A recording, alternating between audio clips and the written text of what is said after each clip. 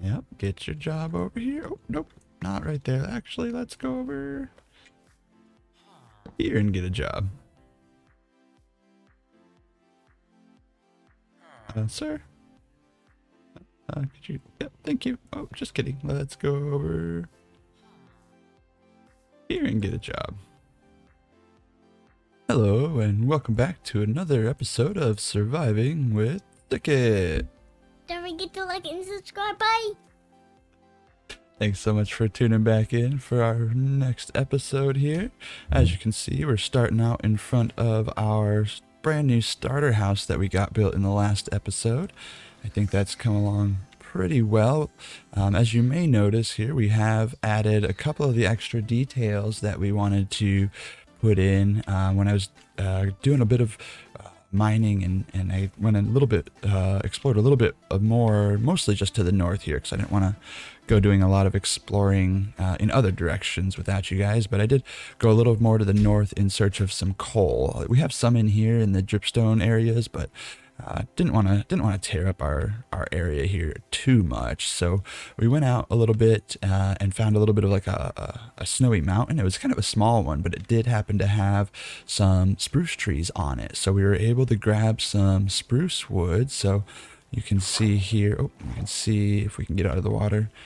We added in the fences here to kind of close in the little front porch that we have. Also added kind of a little seating area with a little table just as some decoration. Also some kind of just, you know, detailing around some of the edges here on the sides and of the building and everything.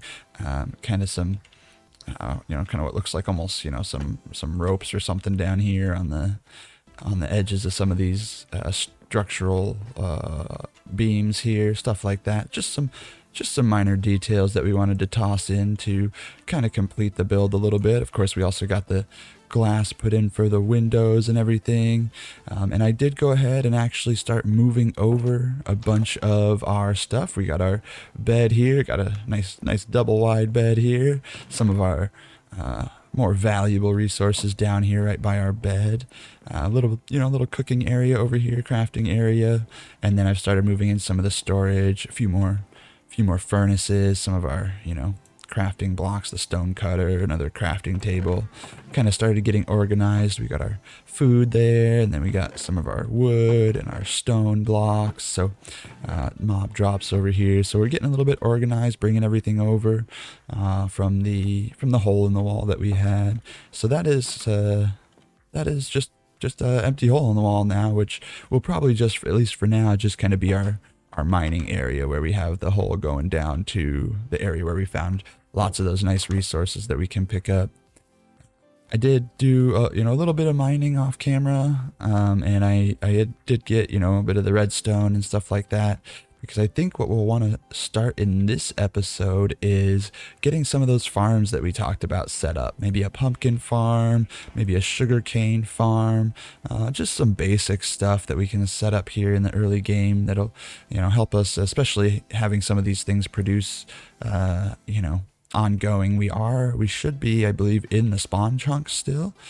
So when you spawn into the world, there's like a 16 by 16 chunk area that, as long as you're in the overworld, the spawn chunks will generally be loaded. Some things still don't update necessarily, so there are, like, I believe crops growing still requires the player to be somewhat nearby, things like that. So but at least since this is kind of our main area, if we can set up some farms somewhere nearby, we can have those kind of running and just making resources for us that'll be good for trading with our villagers once we get that set up. And like we talked about with the bookshelves and the rockets and stuff like that we'll want to get. So I think that's definitely something that we'll want to try to get started here. But when I was kind of thinking about that, one thing that I did forget about, or at least wasn't thinking about at the time, is there's one material that we're gonna probably need for a lot of these farms. Really, a lot of farms will use observers, and in order to craft the observers, we are gonna need quartz.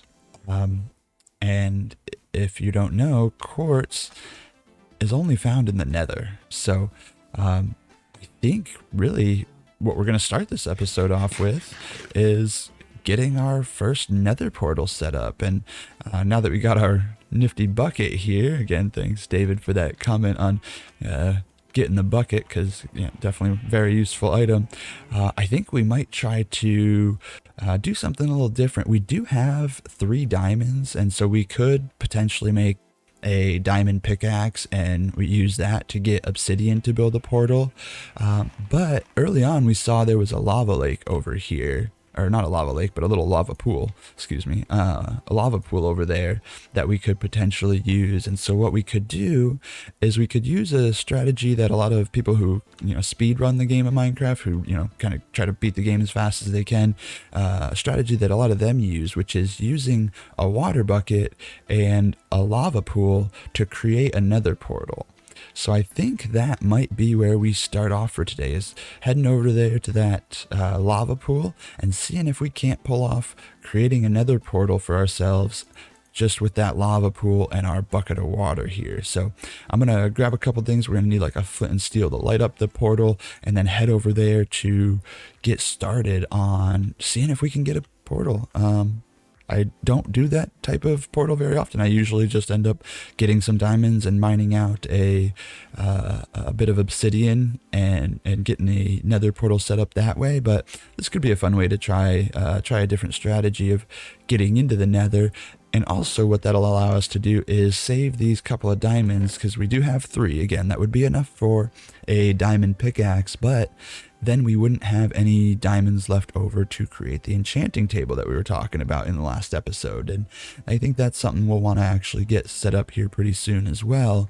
And what we can do then is, instead of having to craft our diamond gear, or diamond, tools and gear, we can start bringing over the villagers and start trading some of our gear from them. We can get, full diamond gear and diamond pickaxes and all that kind of stuff from those villagers, and then we'll be able to enchant it with our enchanting table that we'll be able to set up with those diamonds. So I think that's the route we're going to go with what we're going to use those diamonds for, and we're going to try the lava pool and water bucket strategy here for getting ourselves into the nether to get some of that quartz that we're going to need. So I'm going to go ahead and sleep through the night and then head over there and see if we can't give that a try.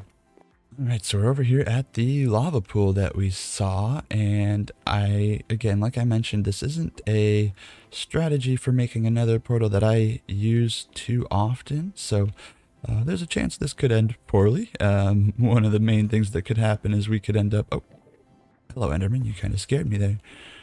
We could end up flooding the lava pool and turning it all into obsidian, and in that case, if that does happen, what we'll probably end up doing is just having to go the old route of using those diamonds that we had to make a diamond pickaxe and coming and mining some of it up to make another portal that way. But we're going to give this a try and see. I'm just gathering a few blocks here because we're going to need to build up a little bit around this. I'm going to fill in this a little bit here because we do want to have 4 wide kind of line here, at least 4 wide line of lava that we can use to do this nether portal. So, and I think we're going to want to dig a little bit of this out to give ourselves some space. And what I'm also going to do, just as a bit of a precaution, is dig some of this down a little bit back here. The reason for doing that is that if the if the water flows, hopefully it will flow down into kind of this little hole here, because it does tend to go to the lowest point first. So if we put some water down and it flows, hopefully it'll flow this way and not destroy all of our lava sources. So how we're going to do this is we put a block down here in kind of the middle, in the one of the 2 center spots of our 4 wide lava section here. And then we're going to put down our water bucket here, and that should convert this spot here in front, as well as the side and the one underneath, all to obsidian. So let's try that. All right, perfect. So we got obsidian there, and on the bottom. We're actually gonna leave that water there, and then we're gonna go ahead and mine this out, and that should turn the one in front of it here and the one to the side here, as well as if there's lava underneath, hopefully we'll turn all of those as well to obsidian. And we got lucky there. That was lava underneath, so hopefully this is lava underneath here as well.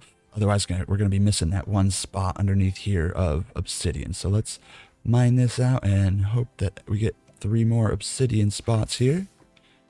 All right, looks like we got at least those 2. And yes, that was lava underneath. So we have obsidian there as well. Now, what I believe we need to do is go up 1, 2, 3 blocks here and then come out to the front. I'm going to build this up here as well because we're going to want the water to flow right down into here, but not over our whole lava pool. So here goes nothing, I guess. We're going to give this a shot. And again, if it does end up turning all of this into obsidian, even though, that's not ideal, we can still, just go get our diamonds and make a pickaxe and come mine it up. But hopefully this will all go to plan. It will flow out just 1 block here and then down. It'll flow back and into our little hole here, and it will flow over a little bit, but not past this. So hopefully we don't have any overflow. I'm actually going to block that over there as well, just in case anything goes around on the back side. But let's give it a try. Here goes nothing. All right, so far so good. I don't see any water flowing around. It looks like it did just flow back into the hole that we made. So now what we can do is grab some of these lava sources, and we get an advancement hot stuff for picking up our first bucket of lava. And if we place our lava right here on this obsidian, yep, the water immediately converts the lava to some more obsidian. So let's grab another one, put it right on top of that one here. Perfect. Then let's do the other side here. Perfect. We got obsidian there as well. Grab another one.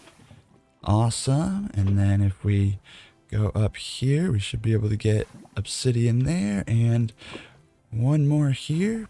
Perfect. So now we can take our water out. And now we have another portal here, which is 2 wide by 3 tall, which is exactly what we need. And I did bring over the flint and steel. We're going to put our helmet on and our shield on for this because we are going into the nether. One other thing I might have wanted to bring would be a bow, but I don't really have a good bow. I do have a bow that I got, I believe, from a skeleton that we killed, but it's not really great, but it still might not be a bad idea depending on where we end up going in, where we end up in the nether here. Not be a bad idea to come back and get our bow in case we have to deal with any creatures in the nether that might give us some trouble. And then we don't currently have any gold on. We're wearing just iron gear. So we will want to watch out if we end up anywhere near any regular piglins, because they do not like us not wearing gold. They have a bit of a dress code in there with the piglins. So if we're not wearing gold, they'll attack us, but if we are, they won't. So if we end up spawning somewhere close to where there might be a lot of piglins, that's another reason we may want to come back and get our gold and our bow and just be a little more prepared. But I think what we'll do first is just step through and see where we end up.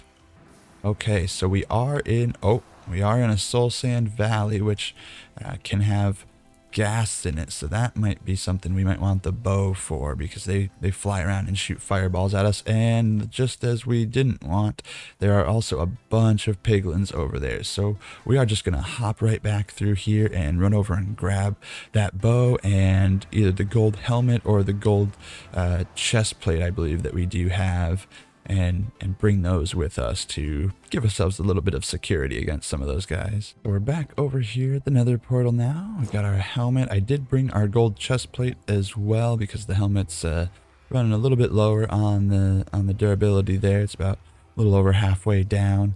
I grabbed some building blocks, cobblestone, since we have quite a bit of it and it's pretty blast resistant. So if we get shot at by some gas and things like that. Hopefully it won't destroy whatever we build up. We can maybe protect the portal a little bit so nothing destroys that. I did grab the bow as well. The bow we got was getting a little bit low, so I just went ahead and made a new one, but we do only have 14 arrows, so we're gonna have to use those sparingly here. But now that we got our gold on, hopefully those, at least the piglins, won't be angry with us, and we can go in here and, you know, have a little bit more of a peaceful time. But I think we will just kind of build up a little bit around here, also so that we don't fall off the edge. This will be good.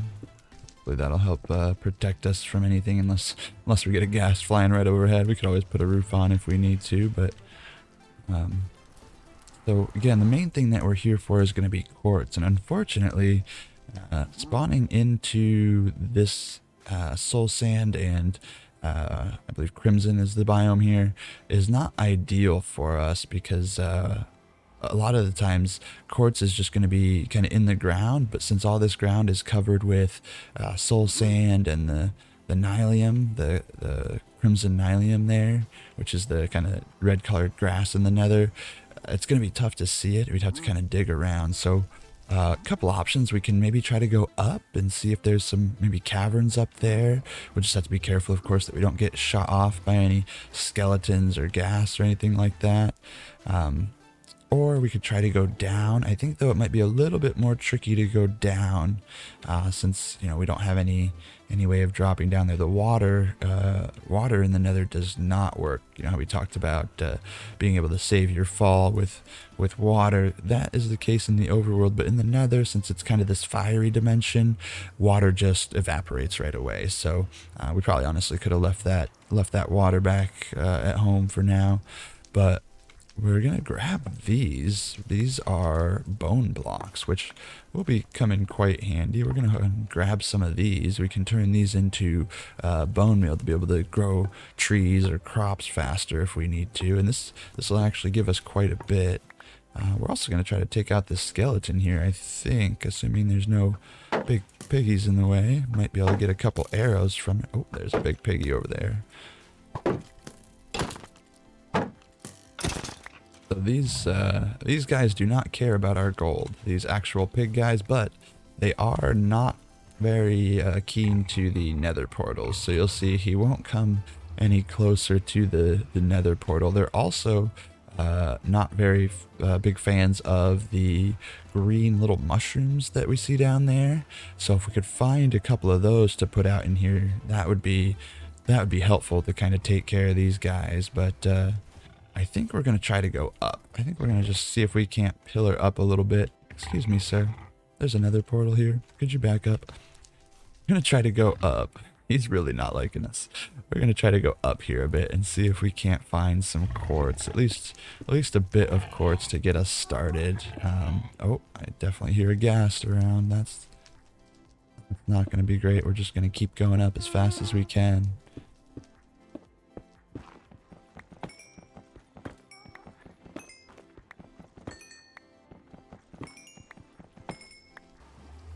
Alright, so we just came back through the portal here. Looks like it's nighttime and raining, so we're gonna run right back over to our house.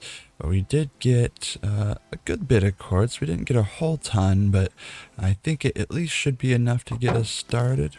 Alright, now that the rain's cleared up a little bit, that's a little better. Some of those mobs will start to despawn, and spiders, at least during the daytime, generally are passive and won't come and attack us. We just have to keep an eye out for any creepers hiding in the tall grass that may have spawned, like that guy over there.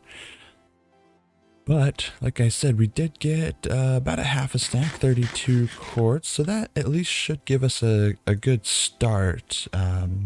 We'll probably make some pretty basic farms to begin with here, as far as the sugarcane, and I don't know if we'll get to the pumpkin farm yet, but at least get the sugarcane farm going. And I think like I mentioned, we'll probably try to bring some of those villagers over from the village there. Maybe just tuck them in the hole in the wall that we were using before. So what we'll really need to do to start is going to be start getting more villagers, and what we can do for that is potentially make a villager breeder. So maybe what we'll do here is get a sugarcane farm going and potentially try to get a villager breeder started. Right, so we got a kind of quick and easy sugarcane farm set up here. Anybody who's familiar with sugarcane farms will probably quickly see that this isn't necessarily the most efficient sugarcane farm, or it's definitely not a lossless sugarcane farm. As you can see, that grass or that dirt block sitting right there, the sugarcane over here. Uh, there are definitely times when the sugarcane will grow up and it'll get hit by these pistons, but it will just drop right onto the grass, and it's not going to get picked up.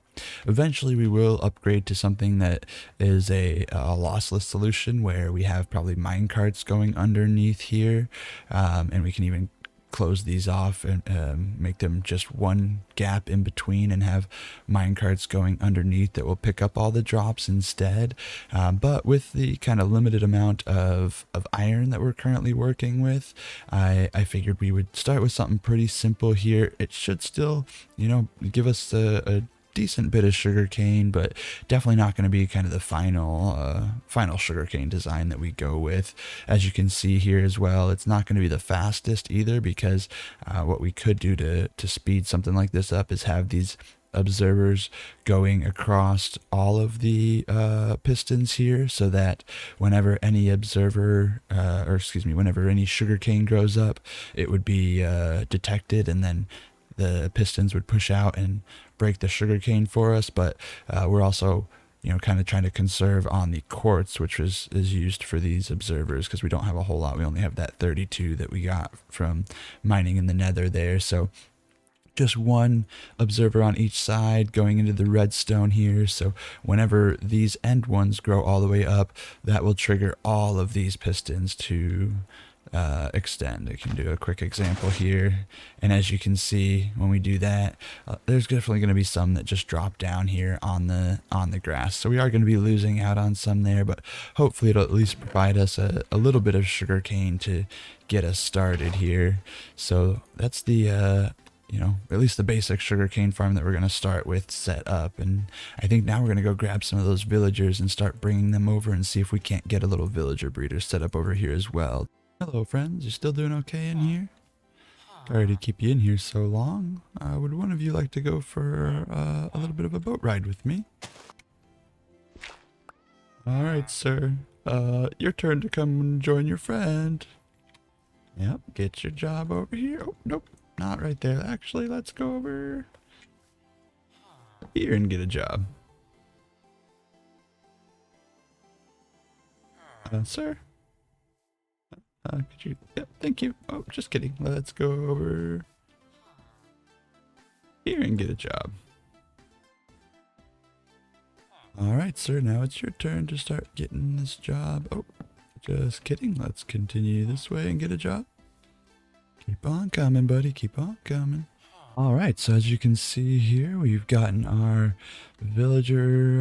basic villager breeder set up next to the sugarcane farm. The, kind of, starter automatic sugarcane farm here. Again, not the most efficient, but it has been kind of chugging along while we've been building up this villager breeder and bringing a couple of villagers over. As you can see, we've gotten our first baby villager in here already, so they're definitely doing what they're supposed to here. I was having a little bit of trouble. It took a little longer than I expected. I mean, getting him over here, of course, but then trying to get him to sleep in those beds. I had to go back over to the village. I had forgotten to make sure that the villagers didn't have any beds that they were using over there, and so they were still kind of attached to that village. So I had to go over and break all the beds over there to make sure that they would use these beds here. But we finally got them to sleep in those beds and gave them some potatoes, so we did get them started on making some baby villagers here that we will probably in between episodes, I'll probably do some work off camera to probably set up a little bit of like a system here to bring out the baby villagers, and then a little bit of a system that will take the villagers that are grown up once they turn into adult villagers. And I think what we're going to try to do is maybe make a little hole through the side of the hill here and just kind of drop them down to that little hidey hole in the wall there that we were using as our our starter area. Just use that for where we'll keep some of the villagers that we're going to trade with to start. So I think I'll probably try to make some good progress on getting a few villagers down there, getting some trades set up, maybe even getting ourselves into some diamond gear, since we are still in all iron here. So I think we'll try to get some diamond gear and tools set up, and that way hopefully in the next episode we can make some big progress towards getting to getting to the end game. I think I want to, in the next episode, try to go into the nether and maybe look for a nether fortress where we can get some blaze rods, which we'll need. Maybe go try to find a warped forest area if we can, which is going to be good for finding endermen to get ender pearls. So I think this is probably where we'll wrap it up here for today. We got our villager breeder that we wanted to set up, and we got our sugarcane farm going here. So I'm going to get working off camera to kind of get us really geared up to go to start making progress towards the end game, so that eventually in one of the next coming episodes we can get our get to the end, I guess, find a stronghold and get to the end and get our elytra, beat the ender dragon, of course.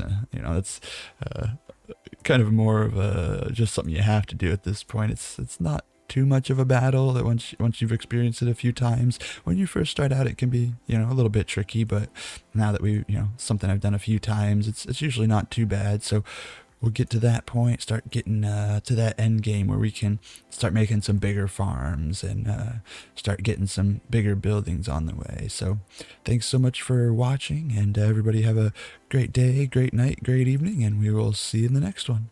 Bye.